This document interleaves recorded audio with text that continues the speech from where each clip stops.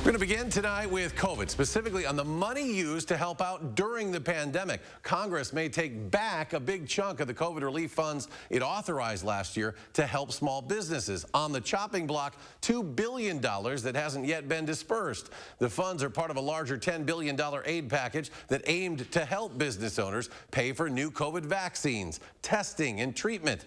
That money was allocated but never spent, mainly left over from aid programs that have already expired. The Biden administration now asking for more funding, but the Senate says any new funding must be fully offset by repurposing relief funds that have already passed. In a different pot of COVID money, Wisconsin is losing out to other states. Federal pandemic dollars streaming from D.C. to our state and local governments left us in the bottom 10th nationwide.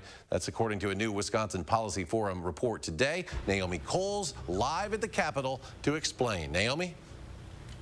The whole reason that our government's got less money than other states is because our unemployment rate was actually so low compared to them at the end of 2020. The federal government used that rate in part to decide how much money to give to states, and so that's one reason why Wisconsin got a lot less than most.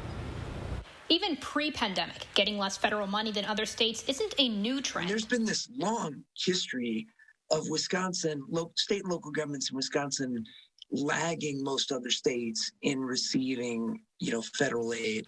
Jason Stein from the Wisconsin Policy Forum explains their report focuses on the pandemic aid to our state and local governments. We're not talking about the aid that went to, the checks that went to individuals or the Paycheck Protection Plan loans that went to businesses. They're measuring the federal dollars as a percentage of our government expenses. And as this map shows, some states got money equal to as high as 17% of their expenses, as opposed to about 8% of ours. We're also spending the money. We did get a lot differently from others, sending more into the economy than other states. A lot of other states have chosen or felt compelled to use their ARPA fund dollars to fill in state budget gaps. The bottom line of what that means, our state and local governments are actually in a pretty healthy financial spot. Our state tax collections and our state budget have held up remarkably well during the pandemic, so much so that we've just done a $1 billion tax cut and are still building our state surplus. Another national report put Wisconsin in the bottom 5 nationwide, and that was specifically for federal money flowing to our state government. This trend, research shows, dates as far back as 2006.